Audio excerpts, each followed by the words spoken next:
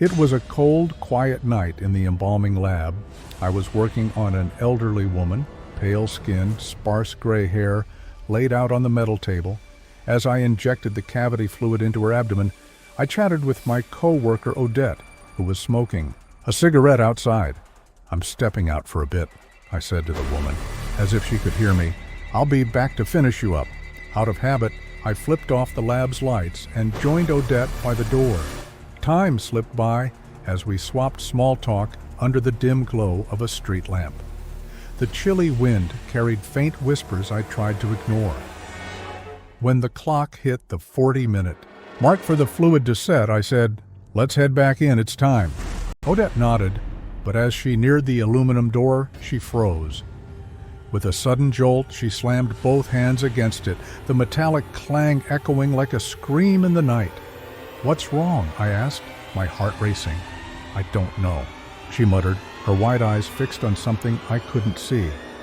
I stepped inside first, fumbling for the light switch in the dark. My hand brushed the wall, and the lights flickered briefly before snapping on. That's when I saw it. Not the body on the table, but a figure standing beside it. Tall and thin, it was like white smoke twisting in the air, its human shape dissolving and reforming in an instant. My stomach turned to ice. It wasn't just a shadow, it was her, or something that used to be her, staring at me with eyes I couldn't see but could feel boring into my soul.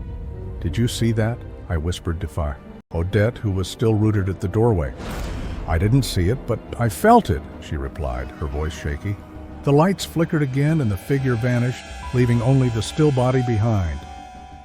After that night, I swore I'd never turn off the lab lights with a body inside again. Darkness, I realized, isn't just the absence of light. It's an open door for something that doesn't belong. Changes. The shift was dragging into the early morning, the sky turning gray as exhaustion settled over everyone in the morgue. That's when the funeral agent showed up, cradling a tiny white casket that sank my heart. "It's a kid," he said quietly.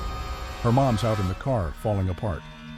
The casket held a 5-year-old girl, lost to cancer that had kept her in the hospital since birth.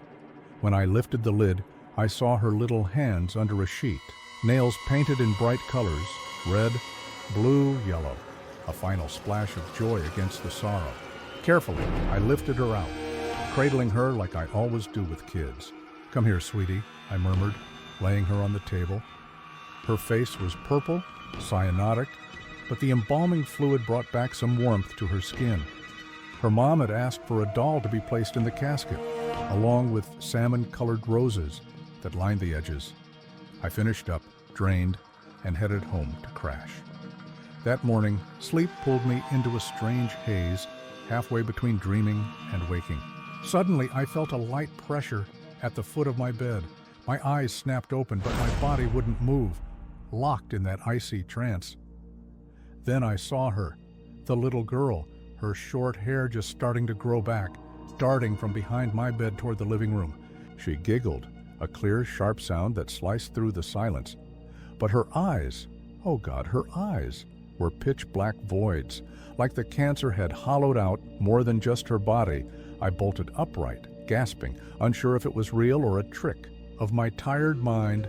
Days later, she came to me in another dream, just standing there, her painted nails glowing in the dark. This time I didn't feel fear, just an eerie calm. Now, whenever life gets rough, she shows up in my dreams like a shadowy guardian angel. I still wonder if she's thanking me or warning me. It was a hectic shift, bodies coming and going in a blur. Among them was a gypsy woman struck down by a car on the highway. The funeral agent handed me a plastic bag with her clothes, a white blouse without a bra, a shimmering red skirt, and a colorful scarf he insisted I placed just right.